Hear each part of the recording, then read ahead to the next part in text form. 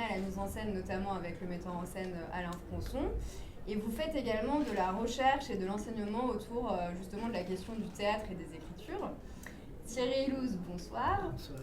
Vous êtes également auteur de théâtre, romancier, vous écrivez des chansons et vous êtes avocat spécialisé dans le droit pénal et social. Michel Simoneau, bonsoir.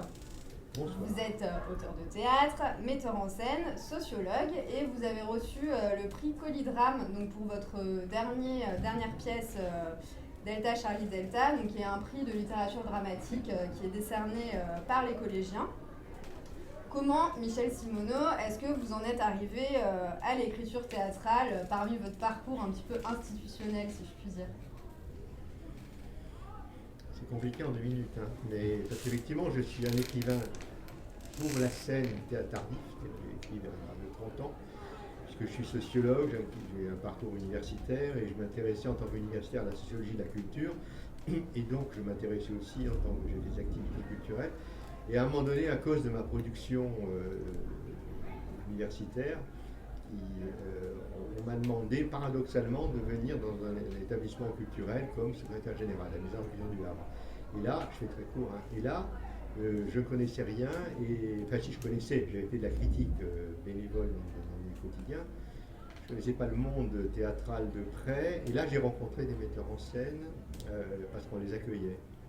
Genre Vitesse, genre Renaud Besson, oui, mais c'est le hasard. J'ai assisté à des répétitions et tout, et je sais pas, quelque chose m'a. J'ai eu envie d'écrire des choses, quoi. Sauf qu'au début, je n'osais pas écrire pour 2 raisons. D'une part, parce que, je sais pas, je me sentais pas légitime, et dans le monde français, j'étais non seulement universitaire, mais j'avais déjà une petite position, je dirais, institutionnelle, puisque j'avais été au ministère, j'avais fondé des organismes culturels, donc j'étais perçu comme quelqu'un appartenant à l'institution. Et donc faire l'artiste, c'est pas bien vu du tout. Voilà.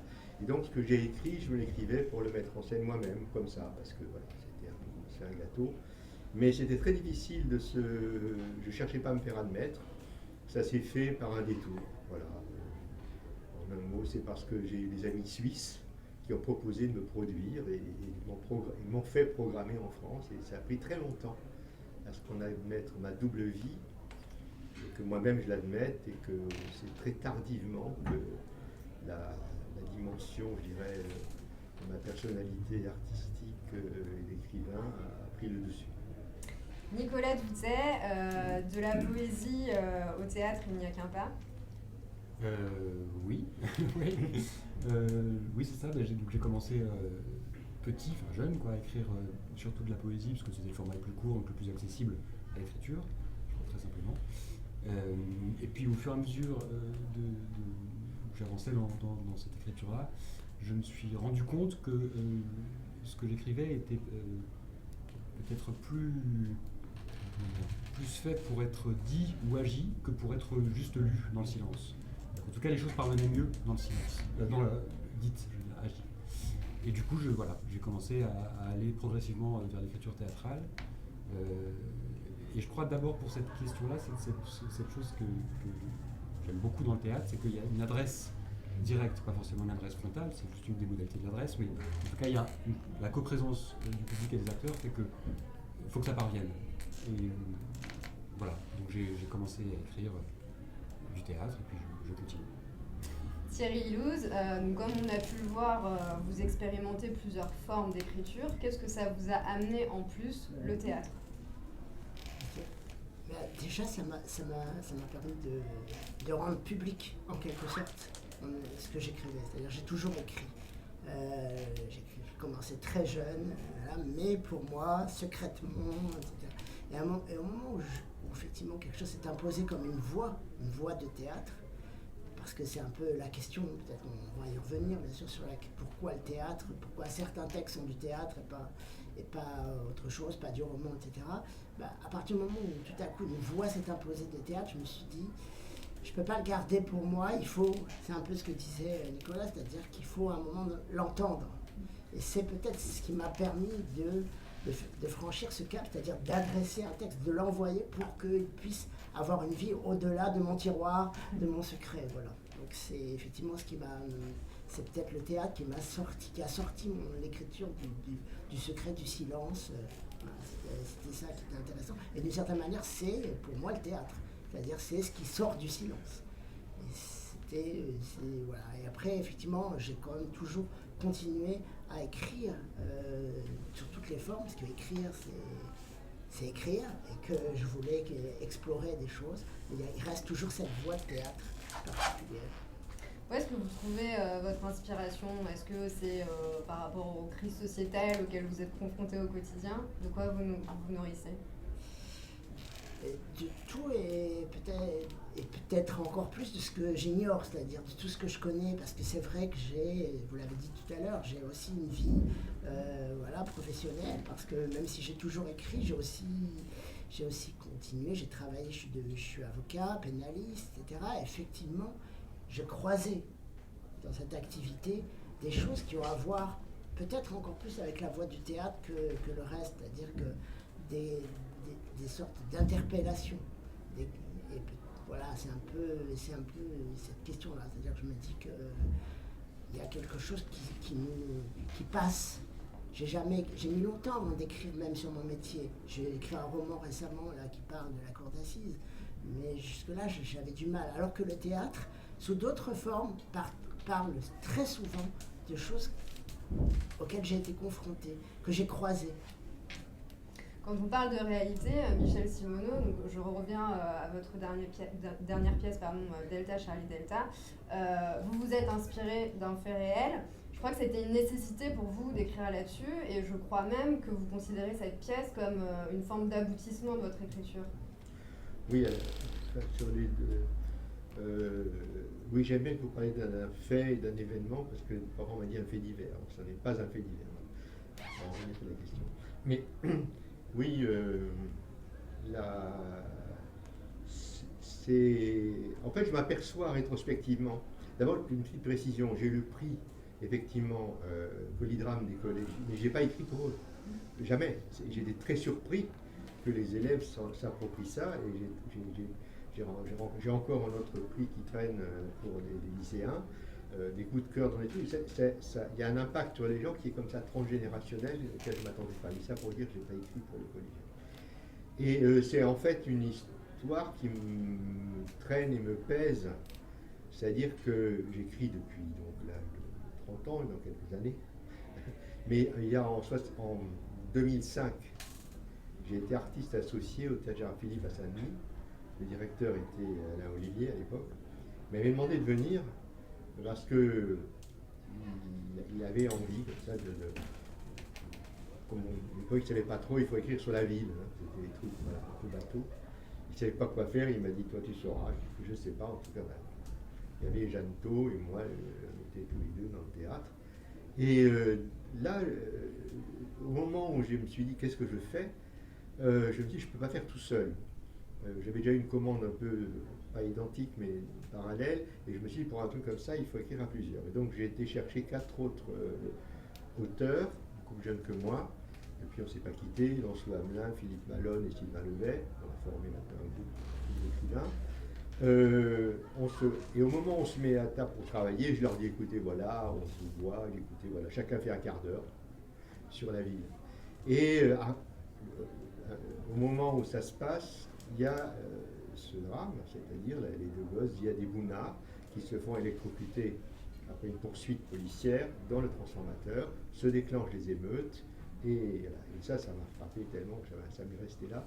Ça a évoqué plein de choses chez moi, de mon histoire et tout, je ne sais pas, un peu consciemment, mais je ne pouvais pas écrire parce que j'étais en tant que sociologue, c'était pour moi très difficile d'écrire sur des faits réels, comme on peut dire, c'est compliqué. Surtout que je suis quelqu'un, enfin après ça serait un autre débat, pas celui-là, mais je suis quelqu'un en tant que sociologue qui est très nourri de Bourdieu. Et donc cette idée de mettre en scène la parole des personnes directement m'a toujours posé problème. Et lui, il faut que je trouve un traitement, il faut que la langue destinée à la scène ait sa spécificité. Tant que je n'aurais pas trouvé cette forme, je ne vois pas comment je peux y arriver. Cette nécessité, il fallait qu'elle trouve sa forme. Et ça, c'est arrivé donc 10 ans plus tard, au moment du 3e procès. Donc en 2015, c'est à ce moment-là que je me suis mis devant mon ordinateur je n'ai pas pu y aller pour écouter ça, j'y arrivais pas, écouter le procès, pas y aller, je ne voulais pas rencontrer les gens. Et je me suis rendu compte qu'il y avait des journalistes dans la salle qui tweetaient donc, le compte rendu en live du procès, et je me suis pendant 3 jours mis devant mon écran, j'ai fait des captures d'écran. J'ai eu 3 jours de capture d'écran, et il y a eu 2 choses qui se sont passées. Factuellement, la découverte qu'il y avait un survivant. 10 ans plus tard, je découvre qu'il y a un survivant et c'est un mort-vivant. Alors là, ça a été pour moi une secousse très forte. Alors là, qui m'a renvoyé véritablement à une histoire, personnelle, l'histoire du survivant. Et puis, la forme, qui est venue des tweets, live tweets comme ça, qui est arrivé tout de suite, ce découpage du temps, qui est renvoyé au temps découpé, aux témoins, etc. Et là, il y a quelque chose qui est parti. À ce moment-là. Nicolas Doutet, quand je lis vos textes, j'ai l'impression que vous, ce qui vous intéresse, c'est plus le processus en lui-même de l'écriture. Est-ce que je me trompe ? Non. Le processus de l'écriture, oui, sans doute. En tout cas, oui, quelque chose qui... essayer de faire... Enfin, je sais que quand j'écris, la première question que je me pose, c'est pourquoi c'est écrit pour le théâtre, et essayer de faire exister les conditions concrètes de spectateurs de théâtre. Comme je disais tout à l'heure, il y a des gens vraiment là, et c'est pas le cinéma, c'est pas la radio, c'est pas la littérature, c'est autre chose. Et c'est ça que j'essaye de mettre en volume. Alors, voilà, c'est une question de processus, parce que c'est aussi une question de... Un film, quand on le voit, c'est qu'il est déjà fini. Alors qu'une pièce, c'est instant par instant, et c'est toujours le présent. Donc, essayer de voir comment l'écriture peut convoquer, aggraver, accentuer ce présent. Voilà, c'est des questions comme ça, essayer de faire en sorte que chaque parole soit une action, le lieu d'une action pour l'acteur, enfin voilà.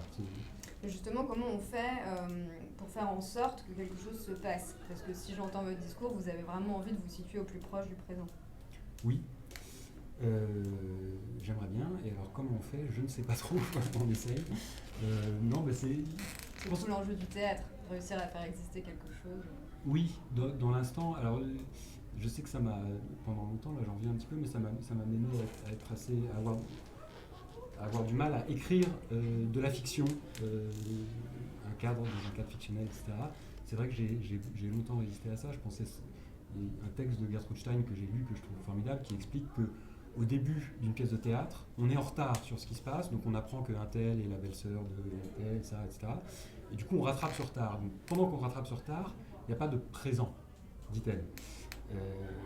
Donc c'est vrai qu'arriver dans un univers comme ça de but en blanc et que ce qui se passe au présent, ça, voilà, il y a quelque chose qui est difficile à négocier. Donc voilà, c'est ce genre de choses que je travaille. J'essaie de travailler. Thierry Ilouz, quel rapport est-ce que vous avez au présent ? Alors moi je pense à votre pièce J'ai tout, donc qui nous parle en direct de la chute d'un homme. Donc, comment est-ce que vous appréhendez ce rapport au temps ?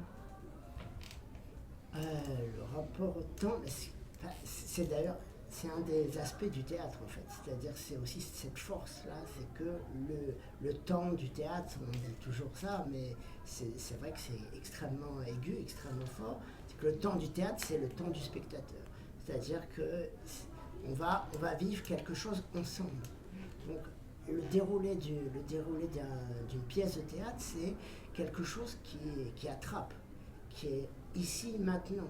C'est éphémère, ça ne durera pas, c'est ici. Donc le temps coïncide complètement et je crois c'est peut-être l'aspect le plus fort, le plus peut-être.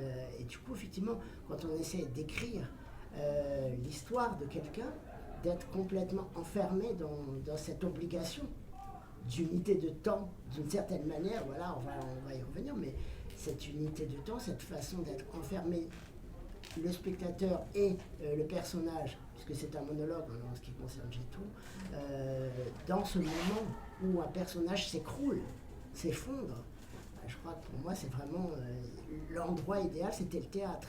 C'est-à-dire que c'est devant nous, c'est avec nous, c'est en même temps que nous. Voilà, c'est ce qui m'intéressait. Je voulais qu'on parle un petit peu des écritures collectives. Alors Michel Simoneau, vous parliez, je pense, de pétrole. Comment est-ce que vous appréhendez justement le fait d'écrire ensemble ? Comment ça se passe ? Ça se passe d'emblée, je fais référence à quand on s'est rencontrés en 2005, on ne se connaissait pas. D'ailleurs, on avait été indiqué par des tiers. Et d'emblée, on avait demandé, comme on fait souvent, des interviews d'habitants, et on s'est dit on va exploiter ça en même temps qu'on passe sur les détails, et on a commencé à se lire ce qu'on faisait. Et puis, je sais pas, une confiance s'est faite, et on a commencé à dire passe-moi ton texte, et là si tu faisais ça, et toi si tu faisais ça. Et les textes ont commencé à circuler entre nous, et on a commencé à rayer, à casser, à dire arrête, ça c'est une connerie, pourquoi tu vas pas là, ben alors prends-le, fais-le. Voilà. C'est parti comme ça, une espèce de confiance. Au début, on y allait quand même, mais ça a été très vite comme ça. D'ailleurs, on a sorti un livre, un texte qui s'appelait L'extraordinaire tranquillité des choses, sur ce climat de meute de l'époque, et qui était le premier texte. D'ailleurs, ça s'appelait pas Pétrole, mais on ne peut pas repérer dedans quels sont nos textes. Et c'est vraiment un malaxage, c'est-à-dire, alors à chaque texte qu'on écrit, il y a notre protocole, mais le principe est le même, c'est-à-dire que les textes circulent et on écrit dans le texte et avec ceux des autres. Et on peut craquer tout, on claque tout. Alors parfois on s'engueule, parfois, mais c'est vraiment un travail de tissage collectif. Et il y a un truc paradoxal, parce que par exemple, sur le premier texte, on a des sortes de parties et tout le monde a cru que chaque auteur faisait sa partie. Et là, récemment, il y a eu le dernier texte qui a été publié, mais Riguerin, on était à Théâtral, il avait été proposé à un prix, je ne sais plus lequel, si c'est des prix. Et j'ai su, quelqu'un du jury qui m'a dit, oui, non, on n'a pas gardé, parce que vraiment, ces textes, il y a 4 styles, 5 styles différents, on voit trop, vous avez chacun écrit un style. Et ça fait 3, c'est le soir du et ça m'a tellement frappé, j'ai dit aux autres, ça ne m'avait pas imaginé ça. Et en fait, on peut faire ensemble des formes d'écriture, manier des langues très différentes qu'on n'oserait pas faire tout seul. Et donc on ose faire des choses, chacun et ensemble, qu'on ne pourrait pas faire. Et du coup, je crois que l'évolution des écritures singulières de chacun a beaucoup changé. Moi particulièrement, mais je sais que les autres aussi. C'est-à-dire ça fait péter les cadres et on peut explorer des choses qu'on n'aurait pas explorées. Je sais que mes 2 derniers textes n'auraient pas pu être écrits sans ce passage-là. C'est vraiment du tissage. Et c'est une grande confiance. Hein. Oui. Alors, vous parlez de cohésion des styles. Nicolas Doutet, vous avez participé à l'écriture de Notre Faust. Donc, vous étiez 6 auteurs. Comment justement est-ce qu'on fait, donc moi c'est une pièce que j'ai vue, on distingue pas forcément les styles si on ne le sait pas. Vous avez réussi à créer une linéarité. Comment est-ce que vous avez travaillé justement tous ensemble ? Ça rejoint beaucoup ce que vous dites, c'est-à-dire que ça fait sauter un verrou. Il y a quelque chose qui se libère. Le fait qu'on soit à 6, on se réunit d'abord en amont.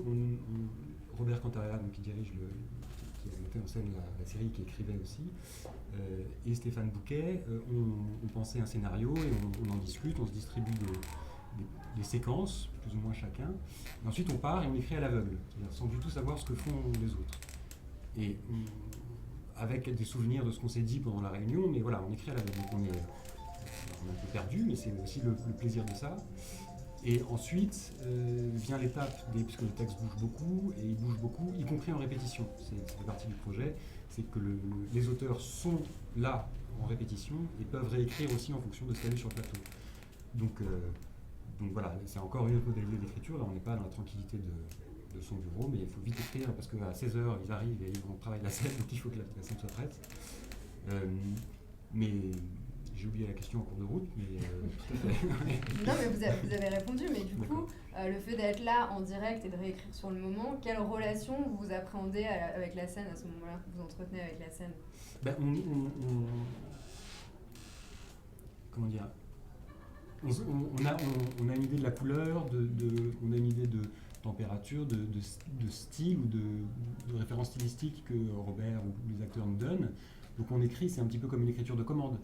Ce qui permet aussi, je reviens là-dessus, de libérer quelque chose. Parce qu'on n'est pas... Enfin voilà. C'est comme de l'écriture de genre. On peut varier les genres. C'est quelque chose sur quoi Robert travaille beaucoup, l'hétérogénéité des genres et voir comment quelque chose peut se construire. Est-ce que vous êtes influencé par le comédien en écrivant face à lui? Bien sûr, oui, bien sûr, oui. Oui. Excusez-moi, pardon, on va couper 2 secondes, on va changer la carte. Oui, ce serait pas mal.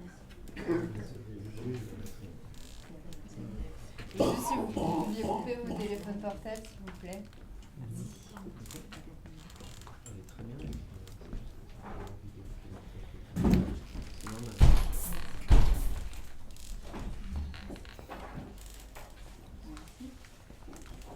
Pas de rapport au plateau. Non, pas de rapport au plateau du tout. Ah oui. Non, c'est vrai que c'est assez différent le processus. Et oui.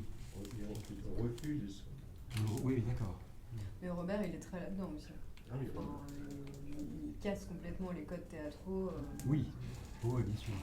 Mais il nous met, un des référents dont il parlait, c'était Faulkner. Quand Faulkner était Ouais. en haut, au-dessus du studio de tournage, Ah oui. donc on lui disait il faut que la scène soit prête à 17h. Ah oui, vous mettez dans les conditions. Oui, oui. Il y a quelque chose de cette urgence-là. Ouais. Oui, l'urgence. Ouais. Ça, c'est un mot qui revient beaucoup chez lui. On reprend quand vous voulez. Oui, alors est-ce que vous êtes influencé, Nicolas Doutet, par le comédien qui se tient en face de vous quand vous écrivez en direct? Oui, bien sûr, par sa manière, son phrasé, son imaginaire, etc. Et en même temps, pas trop. Genre, voilà, c'est-à-dire qu'il y a toujours une part de l'écriture qui est involontaire ou qui est non perçue. Donc on fait ce qu'on peut, quoi. Pour en revenir à vos textes à vous seuls, comment est-ce que vous appréhendez, quel rôle, quel regard est-ce que vous adoptez quand on monte une de vos pièces? Curieux. Ouais, curieux, plein d'excitation, et de voilà, qu'est-ce qui va arriver. Parce enfin, moi j'imagine beaucoup, mais j'attends de voir qu'est-ce que ça peut donner. Est-ce que vous pensez que vous avez votre mot à dire? Quelle est la part de liberté dans tout ça? Ah, je pense que la part de liberté est totale parce qu'on change de médium. Donc c'est comme passer d'une peinture à une sculpture. Voilà, les lois du plateau sont les lois du plateau.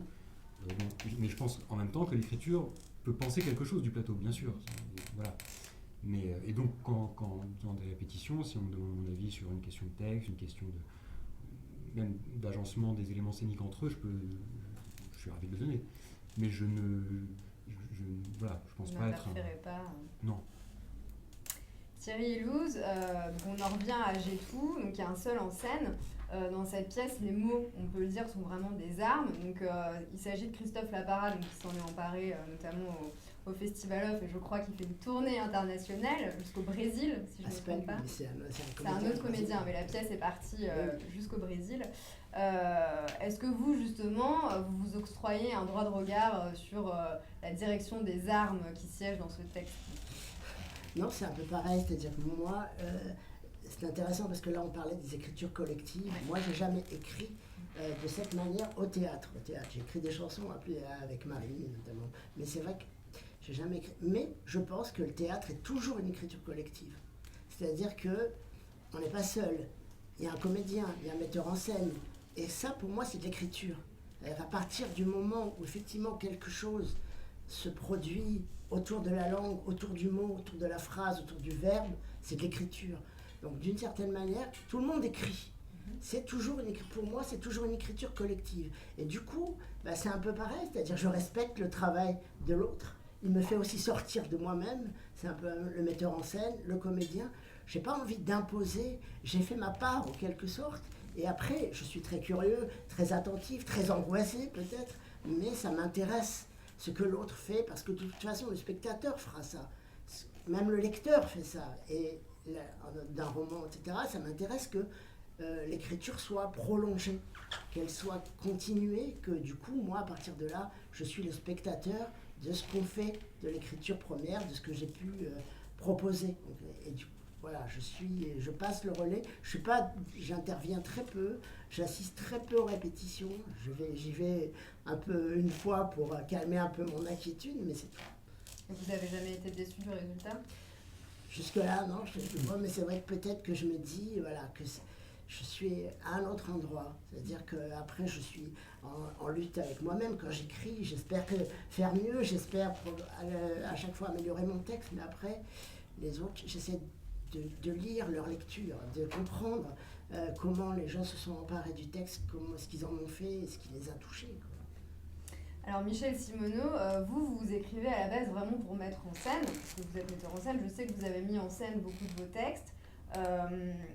quelle liberté, vous, est-ce que vous octroyez? Parce que je crois que c'est assez important pour vous quand même, ce rapport physique et symbolique à la langue.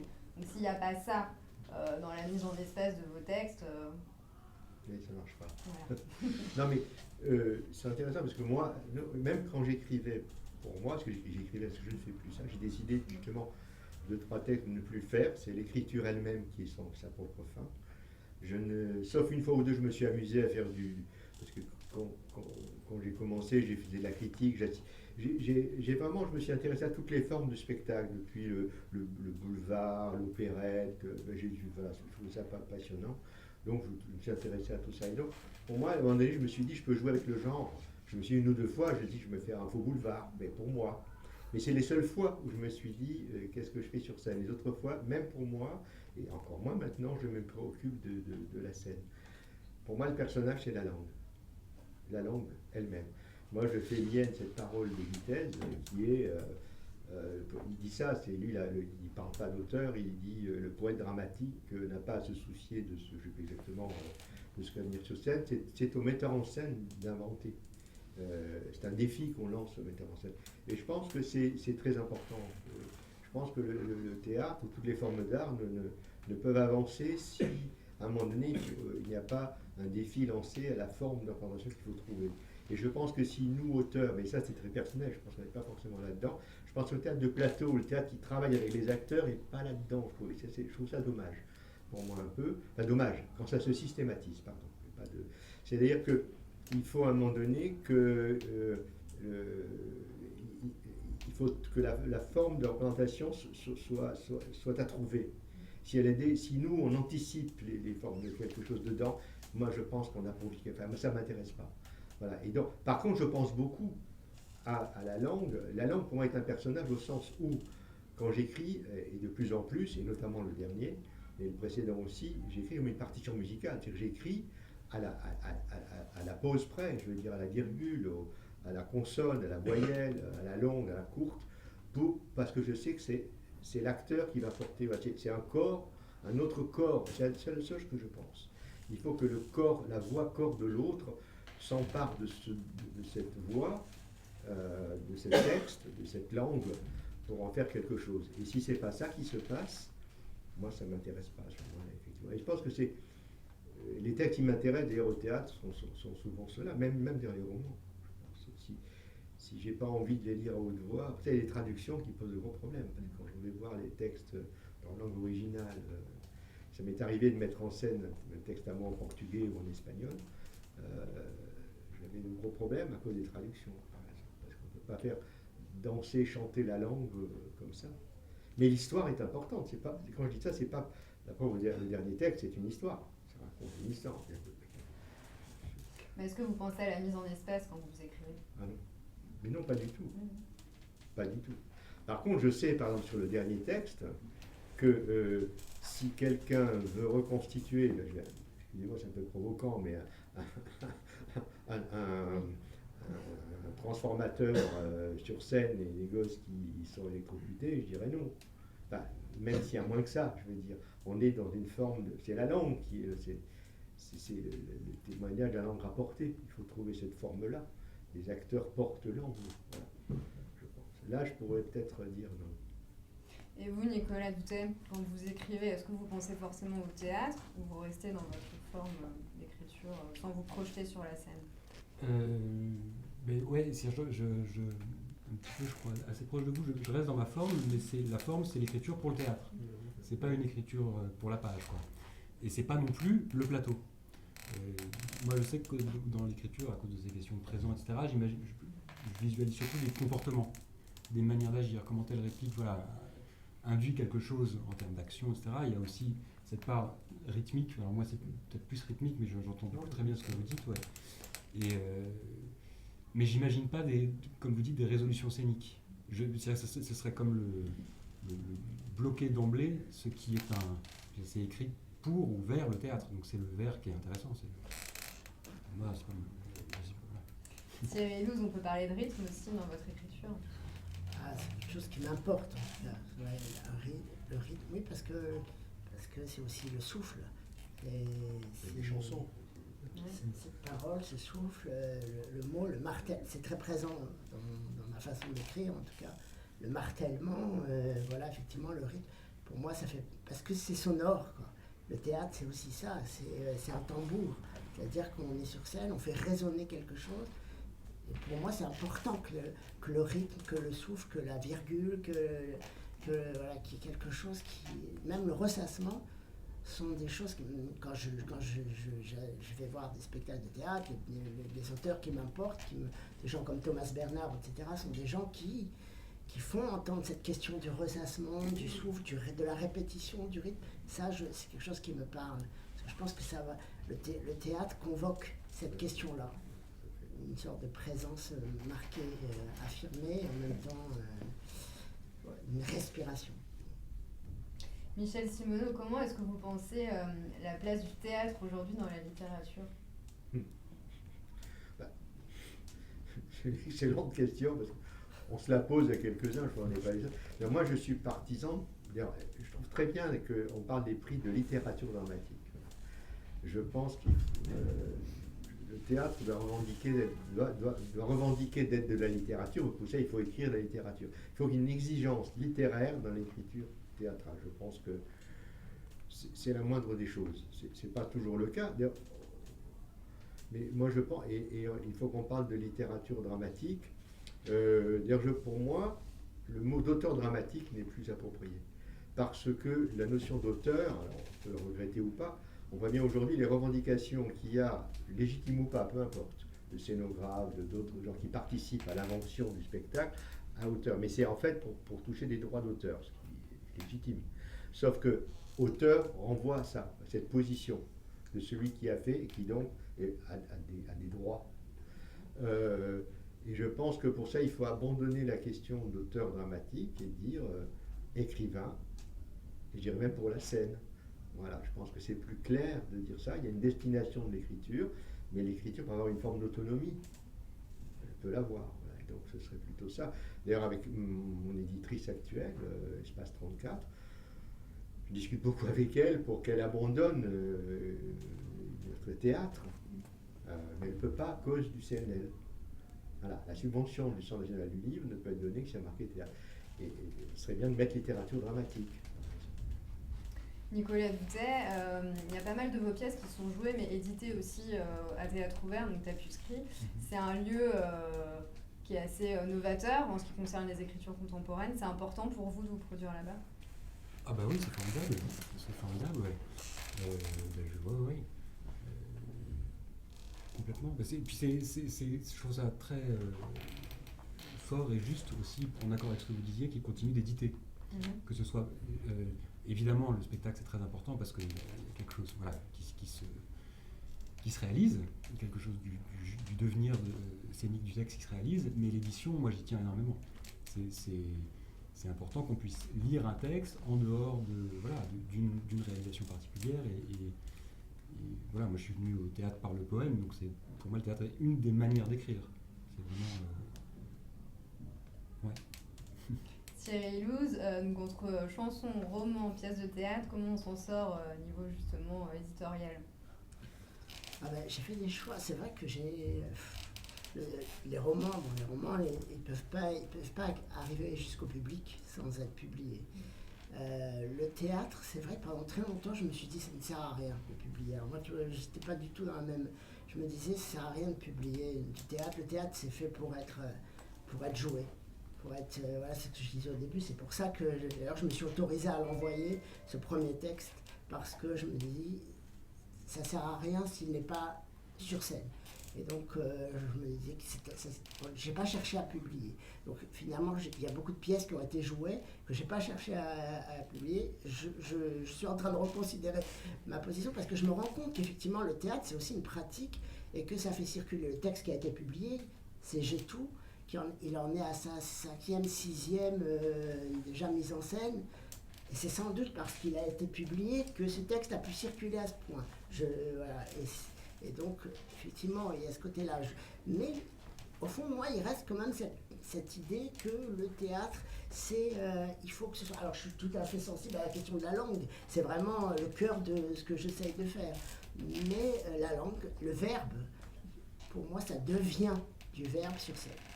Et donc, voilà, je pense qu'il faut aussi penser à le faire partager aussi pour que les gens puissent s'en emparer. C'est aussi ça, c'est aussi un endroit public, un livre qui est publié, je le vois avec les romans, ça circule. Et puis avec J'ai tout, qui a déjà été publié. Mais voilà, j'avais des petites réticences. Les chansons, ça s'envole. Alors pour les chansons, c'est pareil, mais c'est un peu la même question parce que c'est la question de l'interprète. C'est-à-dire qu'on transmet le relais, c'est plus moi. Je transmets le relais, effectivement, là, c'est intéressant de les entendre. Alors après, forcément, c'est sur des disques, mais c'est intéressant de les entendre, c'est intéressant de voir cette transformation-là, ce passage de la langue, de l'écriture, de ce travail, qui est pour moi un vrai travail acharné, vraiment décidé en quelque sorte, devenir autre chose, devenir voilà, une chanson. On va terminer en parlant futur. Michel Simoneau, quels sont vos prochains projets? Ben, je ne sais pas trop parce que j'étais surpris par l'impact de mon dernier texte. Vraiment, je ne m'y attendais absolument pas. Il est sorti en mars l'an dernier, donc ça a été extrêmement rapide. D'ailleurs, la production, il y a une compagnie qui cherche, est compliquée parce que il n'y a rien avant, quand il arrive, il est pris. Donc je suis un peu totalement pris par ce qui se passe autour de ça. Je vais à Strasbourg, les étudiants qui travaillent dessus, des trucs, des rencontres. Tant mieux. Oui, c'est bien, mais c'est pas de la promotion. C'est-à-dire que c'est vraiment des gens qui ont lu et qui me demandent, c'est formidable, je trouve ça c'est extraordinaire. Donc du coup, je suis un peu, voilà. Une belle transmission en tout cas. Ouais. Mais du coup, ça me pose des problèmes parce que je me dis, l'impact est fort et je me dis, merde, après ça... Il va falloir... Voilà. Alors je change, je fais autre chose. Nicolas? Ben là, j'ai terminé une pièce il n'y a pas longtemps qui va bientôt être publiée par Théâtre Ouvert. Donc je suis ravi, une pièce d'une longueur épique pour moi, c'est-à-dire 1h15, j'imagine. Voilà. Et je me lance dans l'écriture d'un monologue, ce qui est un terrain inconnu parce que voilà, la grammaire est totalement différente. Donc je prends des notes en vous écoutant. Thierry? Sur les projets, là j'ai écrit 3 pièces en fait ces derniers temps là, qui sont pas encore voilà, qui sont là et je suis en train effectivement de transmettre. Donc là pour le coup il y a un monologue et 2 pièces dialoguées, puis c'est au tout début, comme effectivement moi j'ai des interlocuteurs, une petite famille à qui je transmets mes textes, donc voilà, j'attends de voir ce que ça va devenir. Mais là, j'ai passé un temps enfermé dans l'écriture en ce qui concerne le théâtre. Et aujourd'hui, c'est le moment où effectivement ça devrait s'ouvrir. Donc j'attends de voir ce qui va se passer. Je suis curieux et j'espère que ça va circuler. Bien, merci beaucoup, messieurs. Merci pour tout. Merci.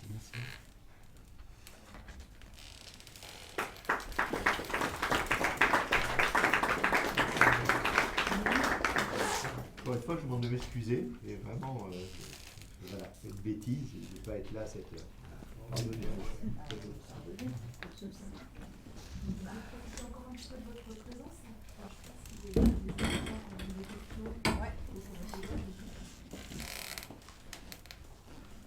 Est-ce que vous avez des questions?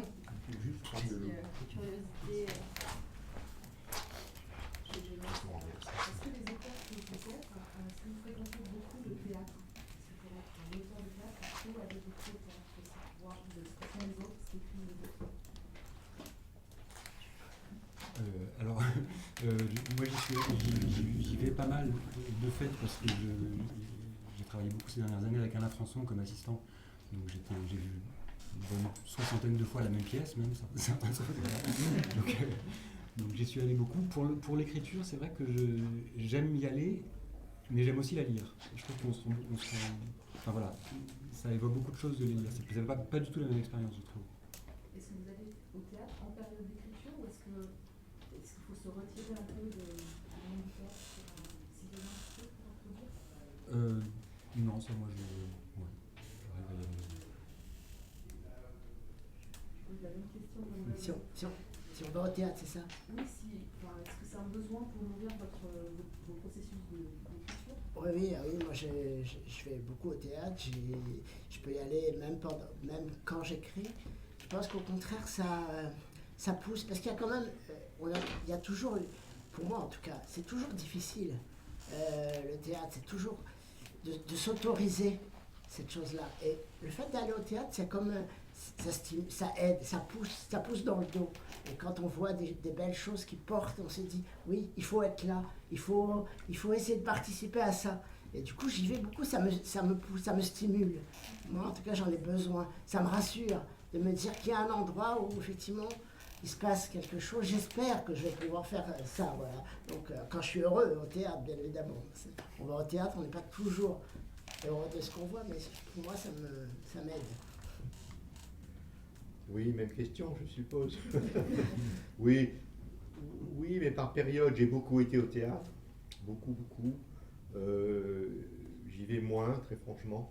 Je suis souvent un peu déçu. Enfin, disons, ça ne correspond pas aux choses que j'attends. Donc, j'ai un peu parfois des sentiments d'inutilité. Enfin, d'inutilité, c'est un côté un peu de ma part présomptueux. Je veux dire pas là que ça ne correspond pas. Voilà. C'est pas un jugement moral sur la non-valeur. C'est-à-dire, voilà, moi, je me sens pas forcément concerné par tout. Et pareil, j'ai beaucoup besoin de lire, de plus en plus. Et d'ailleurs, avec le petit groupe où on est, d'autres autour, parce qu'il n'y a pas que ces écrivains, du coup on a un petit cercle élargi d'écrivains qui ont entre la quarantaine et mon âge, et on lit pas mal et on échange pas mal là-dessus. Et écrire, c'est important. Et je pense que l'écriture devient le centre de notre enjeu. Alors on va au théâtre peut-être pour vérifier ce que donne l'écriture. Je dirais voilà. Et le cinéma est très important. Très. Et le polar est important. Parce qu'il y a une sorte de rythme. La lecture du présent, par exemple, dans le roman policier, dans la série aussi, à la télé. C'est très important, cette question du temps. Que la série ne traite pas du tout comme le temps ou quoi. Ou d'autres cinéastes pour lesquels le temps, comme Tarkovsky ou d'autres, pour lesquels le temps est en fait inverse à celui de la série ou de l'histoire. C'est plutôt ça, quoi.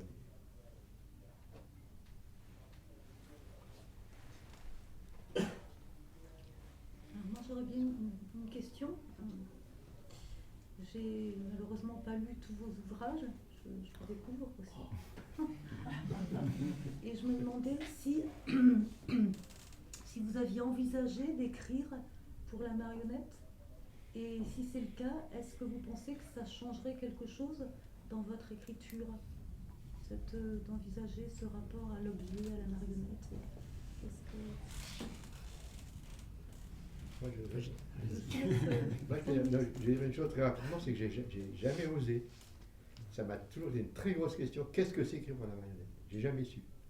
Et je rêve que quelqu'un, un jour, me dise enfin, écrit pour moi la marionnette, et qu'on voit ensemble ce que c'est. Parce que j'ai lu des trucs sur l'écriture, comme tout le monde, sur la marionnette, l'écriture, j'ai vu des spectacles, mais personnellement, je ne vois pas. Et donc j'attends avec impatience. Je me dis, mais bien, on va voir. Moi, j'ai écrit pour la marionnette, en fait. J'ai écrit pour la compagnie Émilie Valentin, qui est une compagnie formidable, et qui invente aujourd'hui un répertoire d'auteurs contemporains pour la marionnette. Et on m'a proposé d'écrire, et au départ, j'avais extrêmement peur d'écrire pour des marionnettes, parce que déjà, j'ai un problème avec tout ce qui a à voir avec l'enfance. Je ne peux pas avoir un dessin animé, je ne peux pas, ça m'angoisse. Voilà. Donc je me disais, la marionnette, c'est ça. Et en fait, c'est cette question-là. C'est-à-dire, je me suis rendu compte la marionnette est métaphysique. Elle porte quelque chose qui est incroyable. C'est-à-dire que j'ai découvert ça. C'est une sorte de précipité du comédien. C'est-à-dire qu'il y a tout. Il peut y avoir tout. C'est-à-dire, elle peut porter parce qu'elle a quelque chose en soi d'une parabole, en fait. Et du coup, c'est assez fascinant. Et d'être joué par des marionnettes, c'était une expérience très forte. Et ça a changé beaucoup de choses, même dans mon écriture. Parce que c'était une petite expérience, avec Lancelot Amiens d'ailleurs, dans le même répertoire. Et c'était une expérience très forte et très intéressante. Et peut-être qu'après, on se dit que le théâtre a à voir avec vraiment ces questions-là, et que la marionnette, d'une certaine manière, par sa réduction, donne quelque chose de la langue du théâtre. Elle peut donner, bien évidemment, on est associé à quelque chose qui est souvent banalisé, enfantin, etc. Mais elle a une force Et c'est peut-être d'ailleurs pour ça que les enfants sont si sensibles aussi, parce que c'est très fort, c'est très direct. Ah, c'est curieux ce que vous dites, permettez-moi. Vous parlez de réduction de l'objet marionnettique. Pour moi, c'est un peu tout l'inverse. Non, C'est-à-dire que ça peut porter Ah oui. une poésie admirable, Ah bah d'une oui. part, et vous l'associez à l'enfance. 2 fois, vous avez parlé de l'enfance Avant. comme ça. À l'enfant, en tous les cas, j'ai vu, et ici, des gens certainement ont vu aussi, des textes d'auteurs dramatiques assez magnifiques, d'auteurs contemporains, portés par la marionnette et par l'objet Mais marionnettique. je connaissais pas, moi, ça. Et Pour c'est moi, la étrange mais c'est pas rare d'entendre ça. En France, j'entends souvent les gens, c'est ça. quand je dis je suis C'était ça marionnette, avant. c'est pour les enfants. C'est étrange cette C'était sorte- ça avant pour moi, la Oui, marionnette ouais, aussi, ouais. effectivement. J'entends bien. Parce qu'on a une expérience de la marionnette qui est associée à l'enfance, on ne peut pas dire le contraire. Après, effectivement, quand on se confronte, en plus, on a rencontré la compagnie qui nous a montré les marionnettes, on a vu que c'était, il y avait des personnages, il y avait des présences, il y avait des entités, il y avait des, voilà, c'était métaphysique, il se dégageait quelque chose, c'est pas du tout une réduction, c'est parfois même beaucoup plus fort, parce qu'il y a cet aspect-là qui est incompréhensible, une sorte de présence, une chair qui est une autre chose que la chair. D'une certaine manière, c'est le théâtre, quoi. C'est la présence qui est plus forte que la présence. D'accord. Et du coup, c'était intéressant. Et j'ai pas est-ce écrit un que texte ça a pour enfants. changé dans l'écriture? Mais, oui, C'est-à-dire parce par que j'y rapport à pense cet objet. souvent. J'y pense souvent. Parce que je pense souvent à rapporter quelque chose que j'ai appris là. C'est-à-dire que j'ai écrit un texte qui n'était pas du tout un texte pour enfants, qui était un texte d'une très grande violence, qui était voilà, très, très douloureux, très violent, et je me suis rendu compte qu'il pouvait y avoir dans les marionnettes quelque chose que le théâtre pouvait reprendre à son compte, c'est-à-dire une sorte d'apparition de l'essence, en quelque sorte. Et du coup, c'était assez fascinant. Et j'y pense toujours quand j'écris. Je garde ça en tête. Merci. Et vous? Et moi, non, j'y ai jamais pensé, mais là, tout ce qui vient de se dire me donne très envie. Là, je pense que ça change beaucoup de choses. Là, je pense que ça doit changer énormément de choses. Ouais. Les accents sont pas les mêmes. Enfin, je veux dire, le médium change, quoi. C'est pas... Donc, ouais, je vais réfléchir. Non, bah, quand on parle des marionnettes, il y a une image qui reste, pour moi, qui n'a rien à voir. Enfin, pas rien à voir. C'est Cantor et la classe morte. Pour moi, la marionnette, il y a ça qui vient d'abord comme image. Voilà, comme j'ai vu pour différentes raisons plusieurs fois ce spectacle. Il y a quelque chose de ça. C'est des êtres humains, pas tout à fait d'ailleurs, mais l'acteur de Cantor se porte des choses sur le dos, il y a quelque chose de... C'est tellement puissant. Alors, auriez-vous envie d'écrire pour la marionnettiste qui est sur les murs? Alors, je précise, Marinette Béani ici et la photographe qui est Claude de Ah, la photographie de la d'accord. marionnette. C'est une marionnette du Cachenbaum. Ah oui, je le connais bien sûr. Cachenbaum, bien sûr. Je pense que c'est mythique ça. Ouais, Faut oser.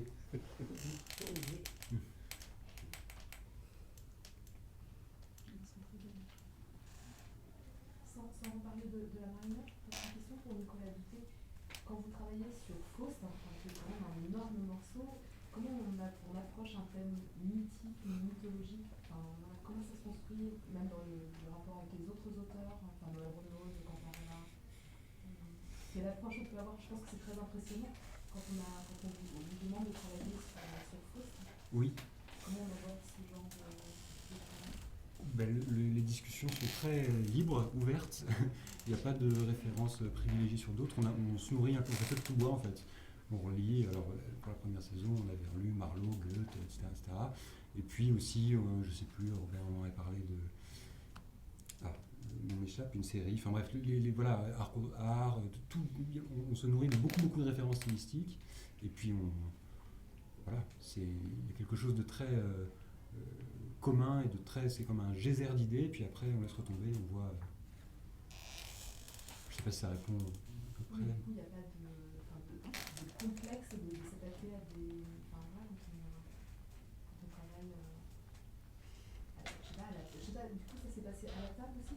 Comment ça se passe, ce genre d'écriture collective? Oui, alors Vous travaillez chacun de votre côté et vous assemblez le texte. exactement, voilà, ouais. Il y a plusieurs réunions d'abord à la table ensemble où on discute, etc., du scénario, de l'ensemble du découpage en épisodes, etc. Ensuite, on écrit chacun de notre côté. Ensuite, on se retrouve tous avec l'ensemble, on monte, on coupe, etc. Et puis, ça recommence. J'avoue qu'il ne s'est pas vraiment posé la question. Peut-être qu'on est trop décomplexé, mais en tout cas, on sait pas.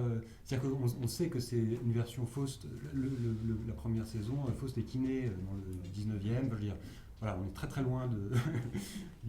Voilà, donc je pense que.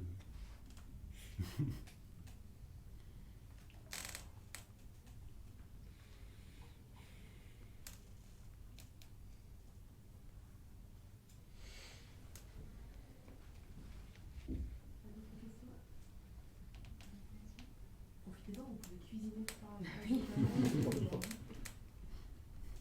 Est-ce que vous connaissez réciproquement vos œuvres, vos textes? Un petit peu, oui.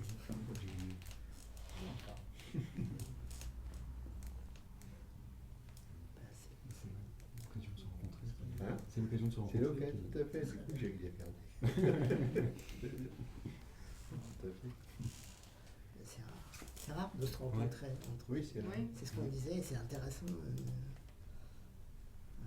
pouvoir. Oui, tout à fait. C'est pour ça, nous, le fait qu'on a élargi, on est 4, on est 4 mecs, donc on a eu droit à tous les commentaires. Pourquoi Pétrole, parce qu'on s'appelle Pétrole, notre collectif, on est 4 mecs, donc on se dit pourquoi il n'y a pas la parité, il n'y a même pas une femme.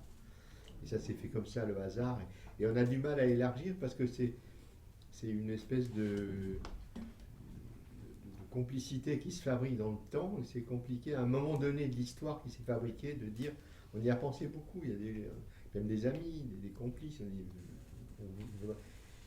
c'est compliqué de refabriquer autre chose, quoi, une histoire, comme s'il fallait refabriquer une histoire. Mais par contre, on élargit beaucoup les rencontres, les discussions entre auteurs, beaucoup. Moi, j'ai participé beaucoup aussi à l'histoire de la Chartreuse, où à l'époque, beaucoup de rencontres d'auteurs, tout ça, c'était même certains auteurs avec qui on a pu échanger. Il y en a pas loin là.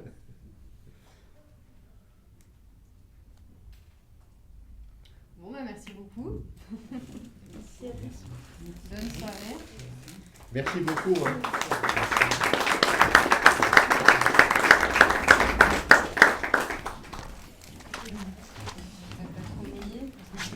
J'ai pas fait exprès, j'ai dit j'ai fait tout par terre, même bas. J'ai dit, voilà.